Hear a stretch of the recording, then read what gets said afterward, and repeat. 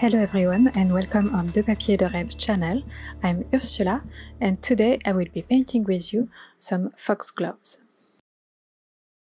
They are a really interesting flower because all the tiny flowers are attached to a big stem. Sometimes they are bigger than me and I really like them. They have lots of colors, mostly white but also pink and yellow sometimes. Today I will be painting the pink one with some hint of yellow inside them. And I think it looks beautiful and I will try to paint them as best as I can.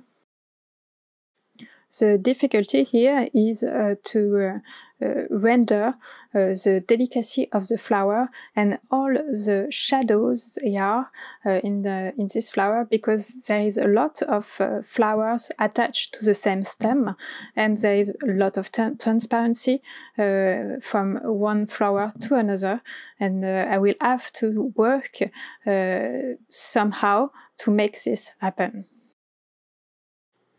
These flowers are very difficult for me to paint because they are a lot of flowers, there is a lot of transparency, so I will have to focus myself on simplifying the shape as the most I can, so that I make the work easier for me and add details a little bit at the end, but mostly focus on simplifying shapes.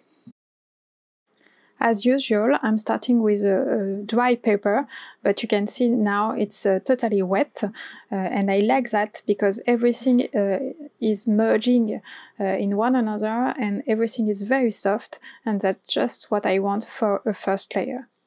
I will let it dry and will talk you through my supplies for this painting. For the brushes, I'm using an Escoda Último number 18 and an Escoda Último number 8. For the colors, I'm using ultramarine blue, Amazonite genuine, nickel azo yellow, rose madder lake, and lunar blue. And my paper today is from Arches in hot pressed.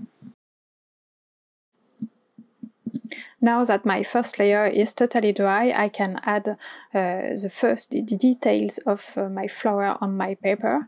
It's the art part of this painting, because the first layer is very fun. It's very relaxing because I just have to put color on my paper.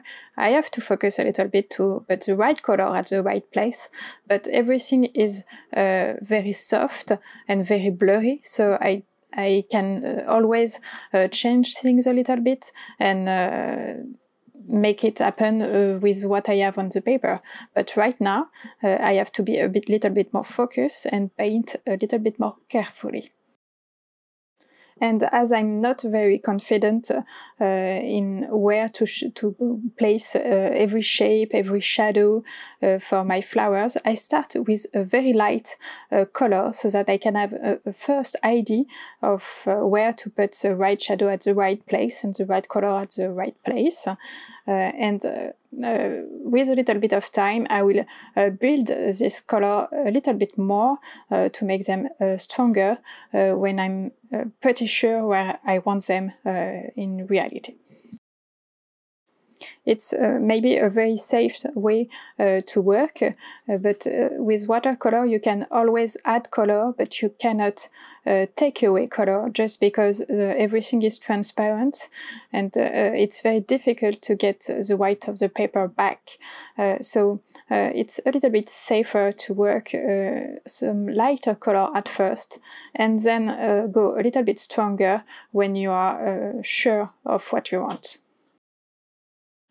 All the flower parts are painted with rose madder lake and nickel azo yellow as a main color, and when I want a shadow in this area, I work them in a violet hue by adding a little bit of ultramarine blue to my mix of rose madder lake and nickel azo yellow. And the more I add pigment, the darker the color will be. And if I add a little bit more yellow to this violet, I will mute my violet color so that it will appear a little bit more natural. And for all the greenery, as I do not want details in this area, I just want an idea of greenery, but no leaves in particular. I'm working with granulating colors so that I can have a really nice texture at this place, and it will add some interest in this area where there is no definition at all. So today I'm working with Amazonite Genuine, Ultramarine Blue, and Nickel Azo Yellow. Amazonite Genuine is a really interesting color. I think that you can be a little bit afraid when you see me adding this color to my paper, because it appears really vibrant and very turquoise, but when it dries and in real life it's a little bit more muted, and it makes really beautiful greens. And quite natural greens, even though they do not appear natural at all in the video. But because this color is quite vibrant, I like to mix it a little bit with either Nickel Azo Yellow or Ultramarine Blue to have more shade to this green and to add also more interest. And if I want a greenery area to be under the sun, I will add a lot more of Nickel Azo Yellow. And if I want some area to be a little bit more in the shadow, I will add, of course, a little bit more of Ultramarine Blue. And in order to have a really dark green, I'm also using a little bit of Lunar Blue, which is also a granulating colors, and it will help me to get some darker greens just under the flower at the center of my page. And also I can add a little bit of Rose Madder Lake to the green so that I will mute it a little bit and it will be a little bit darker even. Now that my painting is a little bit more advanced, I can see where I want more shadow in the flower, and because I have added a lot of dark green at the bottom, I need to darken also the shadow in the flower so that there is a more balance between those dark shadow in the flower and those dark area in the leaves area. And because I add more shadow in the flower, I also want to add a little bit more colors with Rose Madder Lake and Nickel Azo Yellow in some area too, just to get a balance between shadow and bright colors and all the greenery part and all the flowers.